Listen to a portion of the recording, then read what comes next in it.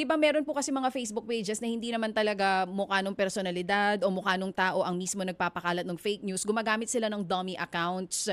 Dito po ba cooperative din ang Meta sa pagbibigay sa inyo? Madali ba matrack kung sino yung gumagawa ng mga Facebook pages using dummy accounts, spreading fake news? Regarding naman po sa dummy accounts, yun po, malalaman pa din natin yan through cyber warrant po. Kaya po pag binigay sa amin yung mismong account po, ang ginagawa po natin, nag-gather po tayo ng information doon and then nag-apply tayo ng cyber warrant sa court. Ito po yung warrant to disclose computer data para i-implement po natin yan doon mismo sa social media platform kung saan po ito i-post. And that's the time po na makapag-submit po sa atin yung or reply po yung mismong social media account and then malalaman po natin yung information po paano create yung account.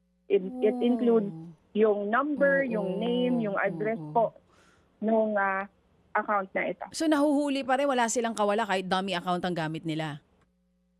Yes po ma'am, kasi po meron din pong nakalink dyan na mga numbers and also po yung email address and dun po yung magiging lead natin sa ating investigation po. Oo, Lieutenant, gaano kahirap itong ginagawa ninyong pagsawata sa mga nagpapakalat ng fake news? Enough din ba yung fund na meron ng cybercrime?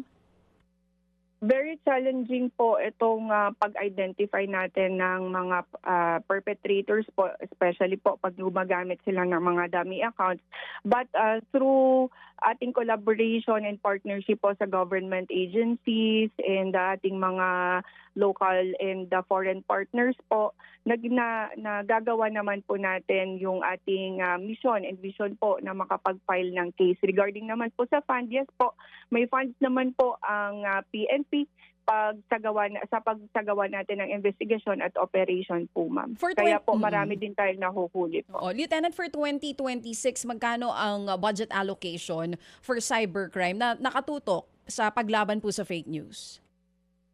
Ma'am, regarding po sa budget po, pasensya po, wala po akong idea dyan, ma'am. But sa akin po, on my end, as a personnel po na PNP Anti-Cybercrime Group, sufficient naman po ang support sa atin ng kapulisan and ng pamansang pulisya at ng PNP Anti-Cybercrime Group po para maisagawa po natin ang ating investigation, operation po, and lahat ng tasking po natin. Mga kapatid, para sa iba pang mga balita at impormasyon, sundan niyo po kami sa X, Instagram, Facebook at syempre sa TikTok, True Network PH. Mag-subscribe din po kayo sa aming YouTube channel, True Network. May website din po tayo, truenetwork.ph. At pwede nyo rin po kaming mapanood sa Channel 19 ng aming True FM TV. Lagi pa rin makinig sa radyo dito po sa 105.9 True FM dahil dito, lagi po sa'yo, kapatid.